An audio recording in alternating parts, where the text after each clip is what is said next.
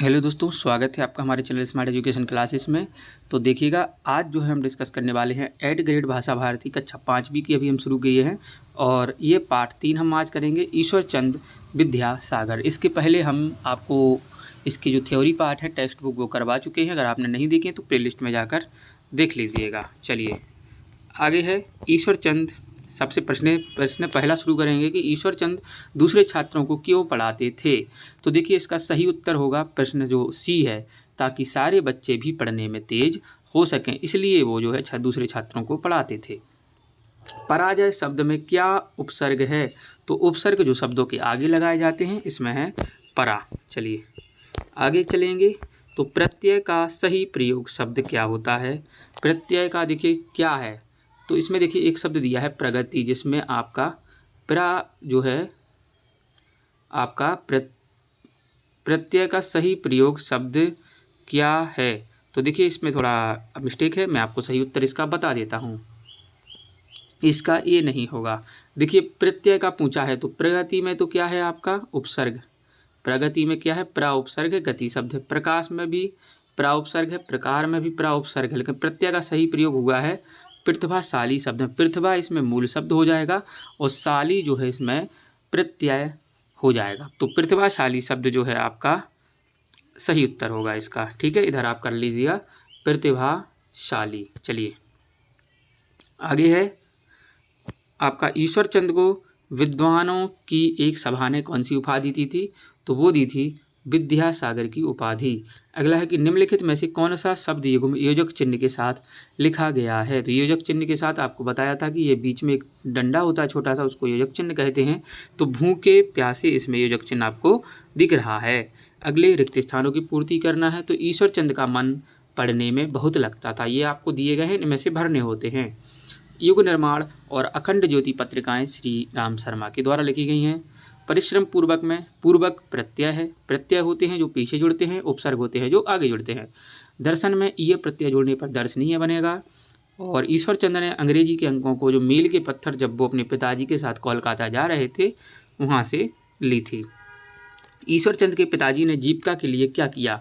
तो पिताजी ने जो है जीविका के लिए जगदुर्लभ सिंह जो उनके मालिक हैं उनके पास 2 रुपये माहवार की नौकरी की थी। प्रशंसा शब्द का विलोम क्या होता है, निंदा होता है। चलिए ईश्वर चंद को आत्म सुख कब मिलता था। तो उन्हें आत्म सुख गरीब छात्रों को शिक्षण शुल्क और पुस्तकें खरीदकर उन्हें कपड़े देने में मिलता था। गति शब्द में अपनी इच्छानुसार कोई उपसर्ग लगाइए। तो गति में हम लगा देते हैं प्रा, तो बन जाता है प्रगति। चलिए निम्नलिखित शब्दों की पर्यायवाची कम से कम आप 2 पर्यायवाची हर चीज़ के सीखते रहिएगा। पुस्तक को कहते हैं किताब पोथी, पत्थर को पाषाण शिला या पाहन, रात्रि को रात्रि निशा, ठीक है, इत्यादि। चलिए आप किसी भी भाषा को सीखने के लिए क्या प्रयास करेंगे। तो देखिए हम किसी भी भाषा को सीखने के लिए सबसे पहले उसकी वर्णमाला और लिपि समझने का प्रयास करेंगे, फिर अपना शब्दकोश विस्तार करेंगे। जैसे आपको कोई भाषा सीखनी होती है तो सबसे पहले उसकी वर्णमाला को समझेंगे। जैसे आपको हिंदी पढ़नी है तो आपको छोटा बड़ा आ से ज्ञा तक आना जरूरी है। इसके बाद उसकी लिपि को समझेंगे, कैसे अक्षर बनते हैं। प्रश्न संख्या 17, पढ़ाई पूरी होने के बाद जो समय बचता था उसमें ईश्वर चंद विद्यासागर क्या करते थे। तो पढ़ाई पूरी होने के बाद जो समय बचता था उसमें विद्यासागर कमज़ोर विद्यार्थियों को पढ़ाया करते थे। चलिए अगला है, ये होर्डिंग आपको दिया गया है। दिए गए होर्डिंग को देखकर बताइए। 2 बूंद हर बार, पोलियो पर जीत रहे बरकरार, पल्स पोलियो अभियान 2021, 31 जनवरी से 1 फरवरी 2021, 5 वर्ष से कम उम्र के बच्चों को पोलियो की खुराक अवश्य पिलाएं, जिला स्वास्थ्य अधिकारी भोपाल। ये सारी चीज़ है। अब इसके प्रश्नों के उत्तर देने हैं। चलिए दिया गया होर्डिंग किसके बारे में है। तो ये आपका पल्स पोलियो अभियान 2021 के बारे में है। 2 बूंद हर बार, पोलियो पर जीत रहे बरकरार। पंक्ति का संदेश क्या है कि पोलियो से जीत के लिए ज़रूरी है कि 2 बूंद हर बार हर बच्चे को पिलाई जाए। अगला है, पल्स पोलियो के अंतर्गत पोलियो की खुराक किस उम्र के बच्चों को पिलाई जाती है।